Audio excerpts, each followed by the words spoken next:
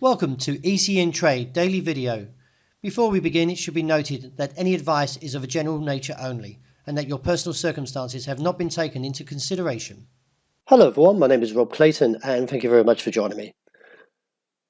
In the last 24 hours, since the Australian dollar took a sharp U-turn from 76.05, the market is pretty much trading sideways, with the support holding at this present stage at 75.35. Although the technical implications are slightly to the bear case, we shouldn't rule out one more test to this top side, but I still believe the sell zone or the supply is where the bears will likely ambush if traded at 76 figure 25. Overall, I do expect to see from the technical point that we are breaking down and could see another down test, but would need to break through 35 to expose the next region of 75.05 to 74.45.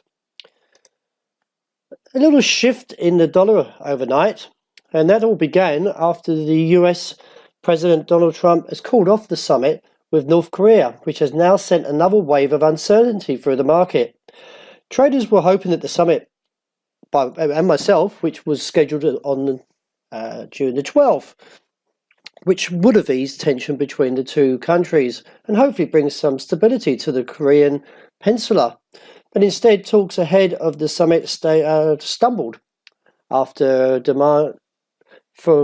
refused demands to denuclearization out of North Korea. With open hostility, Trump has actually cancelled the summit.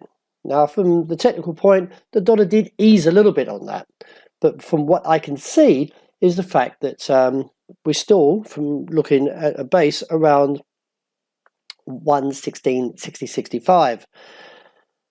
Do be on your guard if you're trading from a bear case, because the euro could actually stage a short squeeze up towards the region of 117.45 to 118.65 and reassess from there.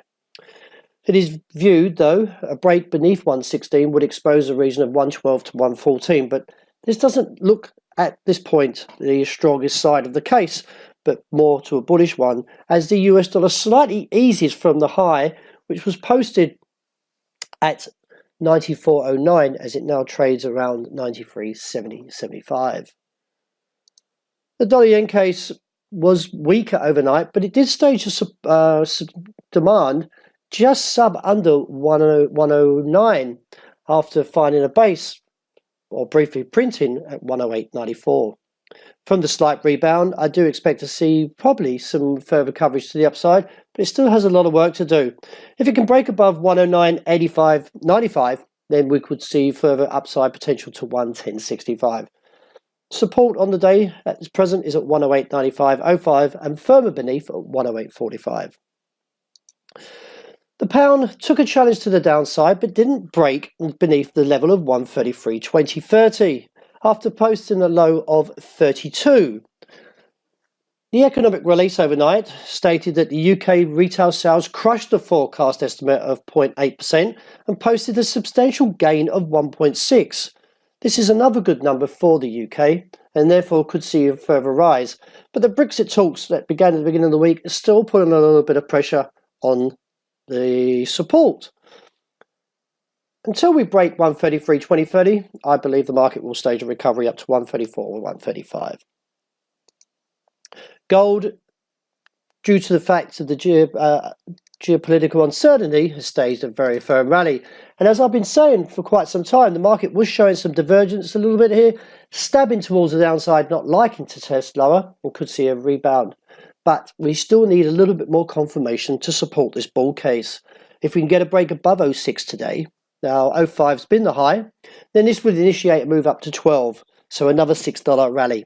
Some reassess from there. Any pullback should find support on the day around 1,298. And rounded off with oil, well, we didn't get the confirmation as some people may have liked. And therefore, from the break of 72 failing, has now turned back to the downside and now only about 100 points away from the 69.50 target. I do believe we could get there in the next 12 to 24 hours and may even see a close weaker for the week. So let's see how that plays out. So that wraps up for today. Thank you very much for joining me. And as always, look out for the intraday report. And I hope you enjoy the rest of the day that's ahead.